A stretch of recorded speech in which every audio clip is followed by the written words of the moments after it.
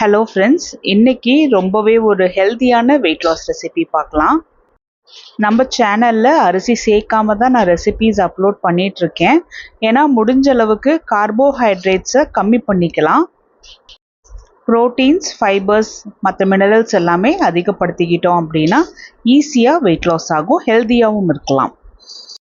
இன்றைக்கோட ரெசிபிக்கு பவுலில் நான் 1 டம்ளர் கொள்ளு எடுத்திருக்கேன். கொள்ளில் நம்ம கஞ்சி தான் செஞ்சு சாப்பிட்ருக்கோம், இல்லைனா வேக வச்சு சாப்பிடுவோம் இல்லையா.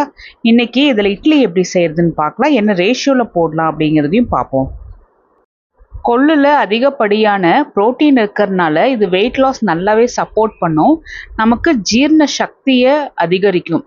அதனால் ஃபேட் நல்லா ஈஸியாக ரெடியூஸ் ஆகும். அதே டம்ளரில் 1/4 டம்ளர் கருப்பு உளுந்து எடுத்திருக்கேன். உளுந்தில் அதிகப்படியான ப்ரோட்டீன், ஃபைபர், அயன், பொட்டாசியம் இருக்குது. இதில் ஏராளமான ஹெல்த் பெனிஃபிட்ஸ் இருக்குது. அதாவது டைஜஷனுக்கு, நல்ல ஒரு எனர்ஜிக்கு, ஹேர் ஹெல்த்துக்கு, ஸ்கின்னெல்லாம் நல்லா ஷைனிங்காக காமிக்கிறதுக்கெலாம் ரொம்ப யூஸ்ஃபுல்லாக இருக்கும். இது கூடவே ஒரு 1/2 டம்ளர் பாசி பருப்பு சேர்த்திக்கிறேன்.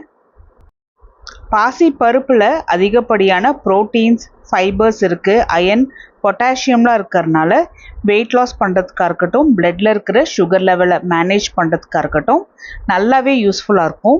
இது கூடவே 1/4 டீஸ்பூன் வெந்தயம். வெந்தயத்தில் அதிகப்படியான ஃபைபர் இருக்குது. இது டயபெட்டிக்ஸ் பேஷண்ட்ஸ்க்கு பிளட்டில் இருக்கிற சுகர் லெவலை கண்ட்ரோல் பண்ணுறதுக்கு, கம்மி பண்ணுறதுக்குலாம் ரொம்பவே யூஸ்ஃபுல்லாக இருக்கும். தண்ணி சேர்த்தி 3-4 முறை இது எல்லாமே நல்லா கழுவி எடுத்துட்டு தேவையான அளவுக்கு தண்ணியும் ஊற்றி ஒரு 8 மணி நேரம் ஊற வச்சிடலாம். 8 மணி நேரத்துக்கு அப்புறம் இது எல்லாமே நல்லா ஊறி வந்திருக்கு. இதை தண்ணியிலிருந்து வடித்து எடுத்து மிக்ஸி ஜாருக்கு ட்ரான்ஸ்ஃபர் பண்ணிவிட்டு தேவையான அளவுக்கு கல்லுப்பும் தண்ணியும் சேர்த்தி நல்லா நைஸாக அரைச்சி எடுத்துகிட்டு வந்து பவுலில் போட்டுடலாம். இந்த மாவை ஒரு 5 மணி நேரம் புளிக்க வச்சிடலாம். சைட் டிஷ்ஷுமே பார்த்தோம்னா கொஞ்சம் ஹெல்த்தியாக தான் நம்ம செய்யணும். இது போல் ஹெல்த்தியான வேர்ஷனை சாப்பிட சாப்பிட நமக்கு இதே பழகிரும். இதை செய்கிறதுக்கு கடாயில் 2 டேபிள் ஸ்பூன் நல்லெண்ணெய் எடுத்திருக்கேன். இன்றைக்கி நான் காஞ்ச சுண்டக்காய் தான் ஒரு 2 டேபிள் ஸ்பூன் எடுத்திருக்கேன். உங்களுக்கு பச்சை சுண்டக்காய் கிடைச்சதுனாலுமே நல்லா தட்டிட்டு கழுவிட்டு இதே போல் வறுத்து எடுத்துக்கலாம், கொஞ்சமாக உப்பு சேர்த்தி. இது காஞ்ச சுண்டக்காய்ங்கிறனால உப்பெல்லாம் சேர்த்தாம மீடியம் டு ஹை ஃப்ளேமில் வச்சு நல்லா மொறுமொறுன்னு வறுத்து எடுத்துக்க போகிறேன். இது வயிற்றில் இருக்கிற கிருமிகள் எல்லாத்தையுமே நல்லா அழிச்சிரும். நம்ம உணவு மட்டுமே நம்ம ஹெல்த்தியாக எடுத்துக்கிட்டு இருந்தால் அதுலேயும் பிரயோஜனம் கிடையாது. அப்பப்போ வயிற்றை சுத்தம் பண்ணக்கூடிய உணவுகளும் நம்ம எடுத்துக்கணும். ஸோ அதே எண்ணெயில் ஒரு 1/4 டீஸ்பூன் கடுகு, ஜீரகம், கொஞ்சமாக வெந்தயம், கருவேப்பிலெல்லாம் போட்டு இது நல்லாவே வதக்கி எடுத்துட்டு ஒரு 10 பல்லு பூண்டு நான் தட்டி வச்சுருக்கேன், அதையுமே எண்ணெயில் போட்டு பூண்டோட வாசனை நல்லா வரணும். அது மட்டும் இல்லாமல் நல்லா மொறுமொறுப்பாக ஆகணும். அது வரைக்கும் நல்லா வறுத்து எடுத்துட்டு ஒரு 5 நார்மல் சைஸ் வெங்காயத்தை நான் சின்ன சின்னதாக கட் பண்ணி எடுத்திருக்கேன். அதையுமே எண்ணெயில் போட்டு நல்லா வறுத்தது போல் எடுத்துக்கலாம். வெங்காயம் வதங்கும் போதே நான் கொஞ்சமாக கல்லுப்பும் சேர்த்தி நல்லா வதக்கி விட்டுக்கிறேன். இது போல் சுண்டக்காய் புளிக்குழம்பு மாதத்தில் ஒரு முறையாவது செஞ்சு சாப்பிடுங்க, உடம்புக்கு ரொம்ப நல்லது. வெங்காயத்தை வதக்கி விட்டுக்கிட்டே இருக்கணுங்கிற அவசியம் இல்லை. கொஞ்சமாக வதக்கிட்டு ஒரு சிம்மில் வச்சுட்டு மூடி வச்சிட்டோம் அப்படின்னா நல்லா வதங்கி வந்துடும். அதுக்கப்புறமா ஒரு முறை நல்லா கலந்துட்டுக்கலாம். ஆனால் அப்பப்போ கொஞ்சம் ஓப்பன் பண்ணி பார்த்துக்கோங்க, கருகி இருக்கா அந்த மாதிரிலாம் பார்த்துக்கிட்டு நம்ம செக் பண்ணிக்கலாம். இதில் ஒரு 5 நார்மல் சைஸ் தக்காளியை நான் அரைச்சி சேர்த்திக்கிறேன். ஏன்னா எங்கள் வீட்டில் தக்காளி கொஞ்சம் பெருசாக இருந்தால் ஒதுக்கி வச்சுருவாங்க, அதனால் நான் அரைச்சி சேர்த்திருக்கேன்.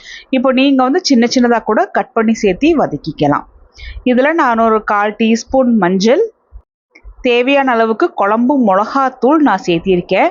இது நான் வீட்டில் அரைச்ச மிளகாத்தூள் தான். இதோட ரெசிபியுமே உங்களுக்கு நான் மேலே பின் பண்ணுறேன். இது வெஜ்ஜு நான்வெஜ் ரெண்டுத்துக்குமே ரொம்ப அட்டகாசமாக இருக்குது. இந்த மசாலா போட்டாவே குழம்பு நல்ல டேஸ்ட்டாகவும் இருக்கும், நல்லா கெட்டியாகும். இதில் குழம்புக்கு தேவையான அளவுக்கு கல்லுப்பு எல்லாமே சேர்த்திட்டு கொஞ்சம் தண்ணியும் ஊற்றி நல்லா மூடி வச்சாச்சு. குழம்பு கொஞ்சம் நல்லா கெட்டியாயிட்டு வரணும்னு ஒரு 10 நிமிஷத்தில் குழம்பு நல்லா இப்படி கெட்டியாயிட்டு வந்திருக்கு. இதில் ஒரு எலுமிச்சை சைஸ் புளியை நான் ஊற வச்சு நல்லா பிசைஞ்சு வடித்து எடுத்துருக்கேன். அதையுமே குழம்புல ஊற்றி நல்லா கலந்து விட்டுட்டு இந்த ஸ்டேஜில் உங்களுக்கு குழம்போட கன்சிஸ்டன்சி பார்த்துக்குங்க. உங்களுக்கு எப்படி வேணுமோ, எந்த அளவுக்கு கெட்டியாக வேணும் இல்லை தண்ணியாக வேணுமோ அதுக்கேற்ற மாதிரி அட்ஜஸ்ட் பண்ணிவிட்டு வறுத்து வச்சுருந்த சுண்டக்காவையும் போட்டு ஒரு 5 நிமிஷம் மூடி வச்சிட்டோம் அப்படின்னா நல்லா கொதிச்சு வந்துடும். இதை ஒரு முறை நல்லா கலந்துட்டுட்டு கொஞ்சமாக கொத்தமல்லியை சின்ன சின்னதாக கட் பண்ணி தூவி விட்டு கலந்துட்டுட்டோம் அப்படின்னா ரொம்ப டேஸ்டியான சுண்டக்காய் குழம்பு ரெடி ஆயிடுச்சு. இதில் எண்ணெய் கம்மியாக சேர்த்திருக்கறனால எண்ணெய் ரொம்ப பிரிஞ்செல்லாம் வராது. அதுக்குள்ளே பார்த்தோம்னா மாவுமே நல்லா புளிச்சு வந்திருக்கு. மாவு ஒரு முறை நல்லா கலந்துட்டுக்குங்க. அதுக்கப்புறம் தேவைப்பட்டுச்சுன்னா மட்டும் தண்ணி ஊற்றிக்கலாம். சப்போஸ் தோசை போடுறோம் அப்படின்னா இந்த பதத்தில் கொஞ்சம் தண்ணி சேர்த்திட்டு தோசை போட்டுக்கலாம்.